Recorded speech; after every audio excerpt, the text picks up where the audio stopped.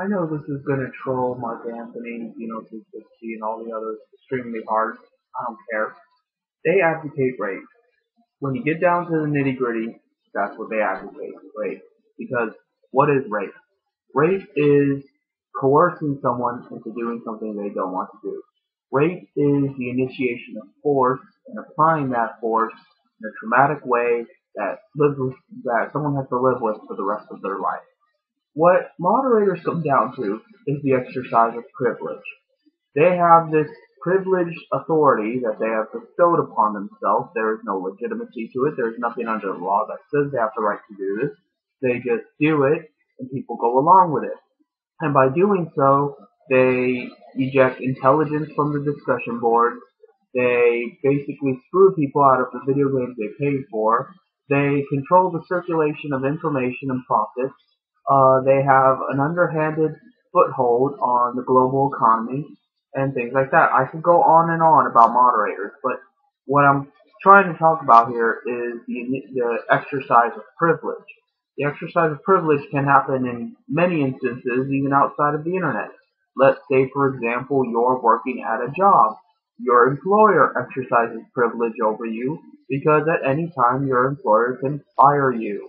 And people will make every excuse in the world for why your employer fired you. But at the end of the day, it is you that is having to bust your ass. And maybe your employer busts his or her ass too. But that you do not get to exercise privilege over them, and why should you?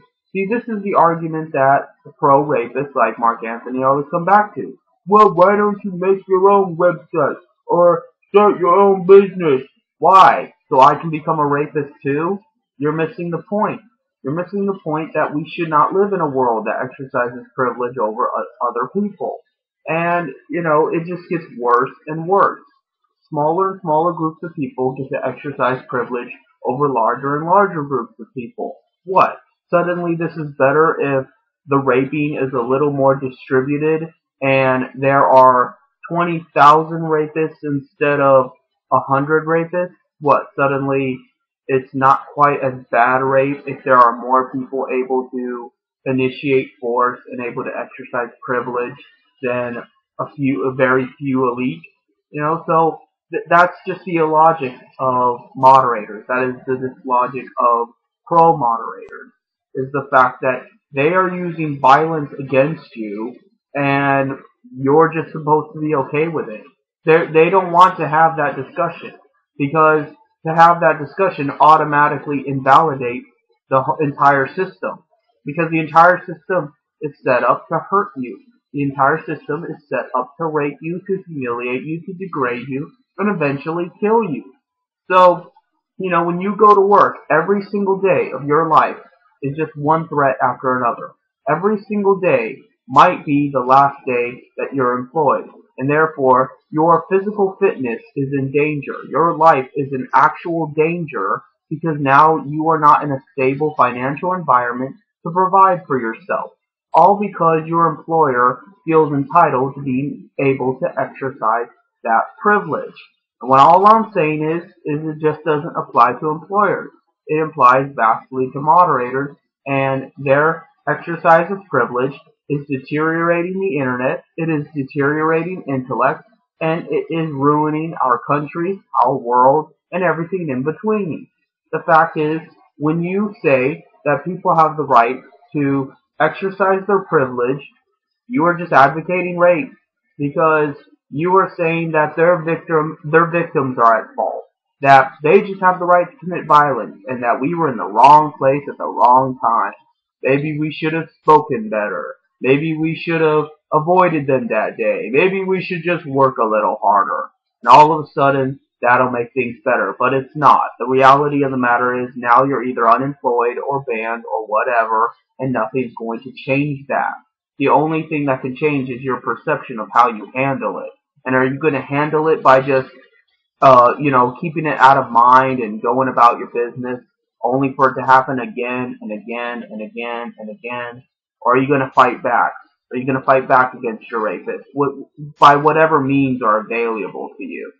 So that's all I'm trying to discuss here, is the fact that we live in a world that primarily says that it is not only okay, but that it's essentially good that people get to exercise their privilege over other people, and that this hurts and kills other people for no other reason than that they feel entitled to doing it, and that's just fine and dandy. No, we do not live in a civilized world. No country on earth is civilized. Maybe to varying degrees, this exercise of privilege is a little less or different in one regard or another. But you can go anywhere on the planet and this exercise of privilege will exist in some form. So then the issue becomes, well then can we at least lessen it? If we have to accept the fact that we live in such a world, then certainly we shouldn't have to deal with it all the fucking time in every single instance of our lives. Certainly being rational, decent human beings, we should be able to try to at least minimize the force. That way we can actually live peacefully and gratefully and healthy. So, if you admit that we need to lessen the exercise of privilege, well then, how would we go about that? And where should we go about that? And that's why I talk about moderators and the internet, because I believe if we lessened the impact of the exercise of privilege on the internet, that by extension, it would make a more enlightened world. Because we would have more access to information, more access to communication, more access to consumption, then we would be able to be better people for it. We would be better people because we would be less infringed upon people, less violated people, less traumatized people, and then we would be in a better position to help one another and then further lessen the exercise of privilege, because then we could talk to each other about it and we could solve these problems pragmatically, and it just become a cycle. And eventually we wouldn't have the exercise of privilege. So, some people might argue that that's utopian, that that's idealistic, and shit like that. But what is the alternative? Just accepting the fact that people are going to rape you? Just accepting the fact that there is a privileged group in every facet of life that gets to hurt, humiliate, degrade, and possibly even kill you? And that is more good than saying that, well, let's try something. It doesn't even matter what that something is, because we're getting raped, we're getting killed. What the fuck? So, yeah, that's all Mark Anthony and Geno360 are bringing to the discussion. Is that, oh, well, because your idea is different and may not work as intended, that we should just continue on as we are today.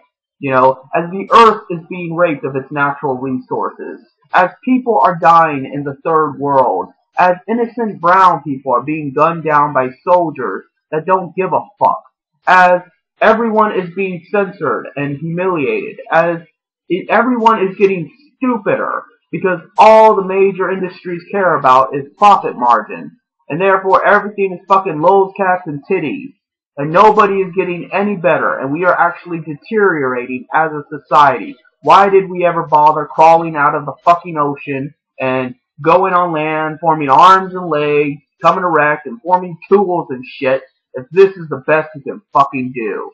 And, they don't care about any of that. They don't care about any of that, and how we went this far, all that bloodshed, all that mayhem, all that trauma, all that experience, just to be back at square one, that there is always going to be someone that gets to do whatever they want to us, and we're just supposed to put on a shit grin and deal with it. No, Jim Prophet does not plan to deal with it. And if you were half as decent of a person as you claim to be, you would not deal with it either. That's all I have to say.